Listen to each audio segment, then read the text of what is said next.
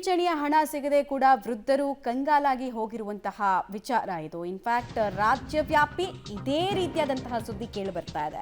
2 ತಿಂಗಳಿಂದ ನಮಗೆ ದುಡ್ಡು ಬರ್ತಾ ಇಲ್ಲ ಅಂತ ಕಂಗಾಲಾಗಿ ಹೋಗಿದ್ದಾರೆ. ವಿಧವಾ ವೇತನದ್ದು ಕೂಡ ಇದೇ ಕತೆ. ಪಿಂಚಣಿ ಕೊಡಿ ಪ್ಲೀಸ್ ಅಂತ ಬೇಡ್ಕೊಳ್ತಾ ಇದ್ದಾರೆ ಮತದಾರರು, ಮತ ಹಾಕಿದ ಪ್ರಭುಗಳು. 60 ವರ್ಷ ಮೇಲ್ಪಟ್ಟವರಿಗೆ ನೀಡುವಂತಹ ಪಿಂಚಣಿ ಸಿಗ್ತಾ ಇಲ್ಲ. ಸೀನಿಯರ್ ಸಿಟಿಸನ್ಗಳಿಗೆ ಸಿಗಬೇಕಾದಂತಹ ಪಿಂಚಣಿ ಸಿಗ್ತಾ ಇಲ್ಲ. ವಿಧವಾ ವೇತನ ಮಾಸಿಕ 800 ರೂಪಾಯಿ ಮತ್ತು ವೃದ್ಧಾಪ್ಯ ವೇತನ 1200 ರೂಪಾಯಿ ಯಾವುದೂ ಸಿಗದೆ ನಮಗೆ ದಿನ ದುಡೋದು, ನಮ್ಮ ಮನೆಯಲ್ಲಿ ಒಲೆ ಉರಿಯೋದು ಕೂಡ ಕಷ್ಟ ಆಗಿದೆ. ತುತ್ತಿನ ಚೀಲ ತುಂಬಿಸ್ಕೊಳ್ಳೋದಕ್ಕೆ ನಮ್ಮ ಹತ್ರ ಆಗಲ್ಲ ಅಂತ ಅವರು ಕೇಳ್ಕೊಳ್ತಾ ಇದ್ದಾರೆ. ಏನೋ ಅನುಕೂಲ ಮಾಡಿಕೊಟ್ಟವ್ರೆ ಪೆನ್ಷನ್ ಕೊಡೋಕೆ, ಆದರೆ ಪೆನ್ಷನ್ ಬರ್ತಾ ಇಲ್ಲ. ಬ್ಯಾಂಕ್ಗೆ ಹೋಗಿ ಕೇಳಿದ್ರೆ ಬಂದಿಲ್ಲ ಅಂತಾರೆ. 5-6 ತಿಂಗಳಿಂದ ಬಂದಿಲ್ಲ. ಈ ಅಧಿಕಾರಿಗಳು ಕಣ್ಮುಚ್ಕೊಂಡು ಕೂತಾರೆ. ಸರ್ಕಾರದೇನೋ ಅನುಕೂಲ ಮಾಡಿಕೊಡ್ತಾರೆ.